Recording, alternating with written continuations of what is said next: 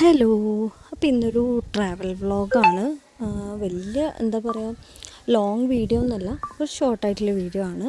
അതായത് ഇന്ന് എൻ്റെ റൂമേ എനിക്ക് എൻ്റെ കയ്യിൽ കിട്ടിയിട്ട് ഞാൻ റൂമിയൊത്തുള്ള ഫസ്റ്റ് ട്രിപ്പാണ് കേട്ടോ. ഒരുപാട് ടെൻഷനോട് കൂടിയാണ് ഞാൻ ഈ ട്രിപ്പ് അറ്റൻഡ് ചെയ്തത്. നമ്മളൊരു ഫാമിലി ട്രിപ്പായിരുന്നു, 5-6 പേരുണ്ടായിരുന്നു. അപ്പോൾ അതിലൊരു ഫാമിലിയുടെ ആനിവേഴ്സറി ഉണ്ടായിരുന്നു, സർപ്രൈസായിട്ട് നമ്മളതൊക്കെ നല്ല രീതിയിൽ ആഘോഷിച്ചു.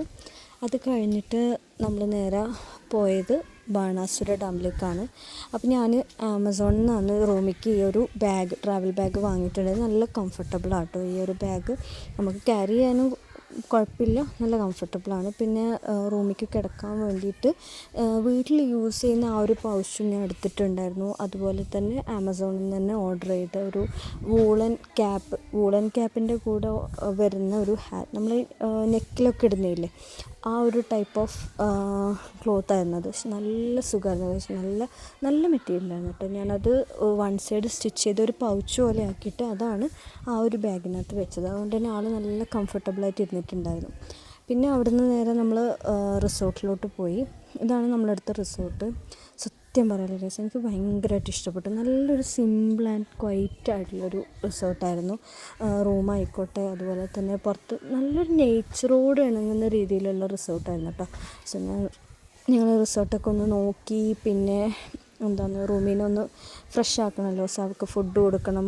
പിന്നെ ഇത്രയും നേരം ട്രാവൽ ചെയ്ത് വന്നതല്ലേ, സോ ആ ഒരു ബാഗിൽ നിന്ന് നമുക്ക് ആളെ മാറ്റണം. ഞാൻ വീട്ടിൽ നിന്ന് അവളുടെ ബാസ്ക്കറ്റ് കൊണ്ടുവന്നിട്ടുണ്ടായിരുന്നു. സോ അതിലേക്ക് ആ ഒരു പൗച്ച് വെച്ച് ഞാൻ റൂമിനെ അതിലേക്ക് കൊണ്ട്, നമുക്ക് ഈ ഒരു മെറ്റീരിയൽ കാണുമ്പോൾ തന്നെ മനസ്സിലാവും എന്തോരം സോഫ്റ്റായിട്ടാണ്.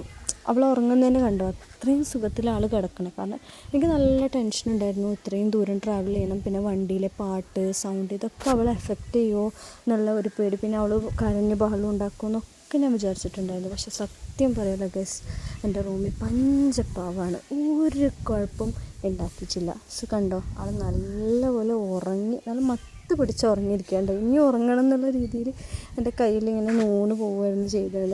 പിന്നെ ഞാൻ ആളെ ബാസ്ക്കറ്റിലാക്കി കേട്ടോ. കുറച്ച് നേരം ബാസ്ക്കറ്റൊന്നും അടച്ച് വെച്ചില്ല, കുറച്ച് എയറും കാറ്റൊക്കെ ഒന്ന് കൊണ്ടോട്ടെന്ന് വെച്ചിട്ട് ഒരു അരമണിക്കൂറോളം ഞാൻ ബാസ്ക്കറ്റ് തുറന്ന് തന്നെ ഇരിപ്പുണ്ടായിരുന്നത്. പിന്നെ ഞാൻ പോയി കുളിച്ചു, ഫ്രഷായി.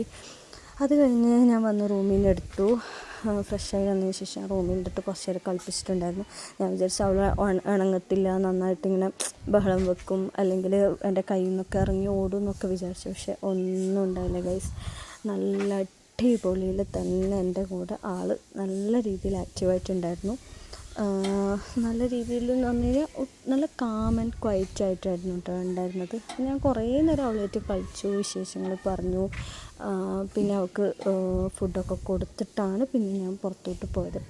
പിന്നെ അതുപോലെ തന്നെ ഇനി എനിക്കൊരു പറയാനുള്ളത് വെച്ചാൽ, നിങ്ങൾ കമൻ്റ് ഇടുകയാണെങ്കിൽ, അതായത് നിങ്ങൾക്ക് റൂമിൽ ഷുഗർ ബ്രൈഡേഴ്സിന് പുറത്ത് ട്രാവൽ ചെയ്യുമ്പം എന്തൊക്കെ കൊണ്ടുപോകണം എന്നുള്ളത് അറിയാൻ താല്പര്യമുണ്ട്. ഞാൻ എൻ്റെതായ രീതിയിൽ കാര്യങ്ങൾ പറഞ്ഞുതരാം കേട്ടോ.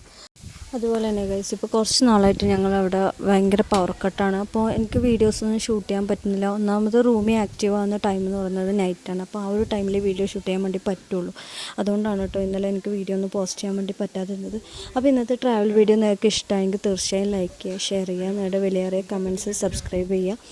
ഓക്കെ, സോ ഇന്നത്തെ വീഡിയോ ഇത്രയേ ഉള്ളൂ. Tata, bye bye, thank you.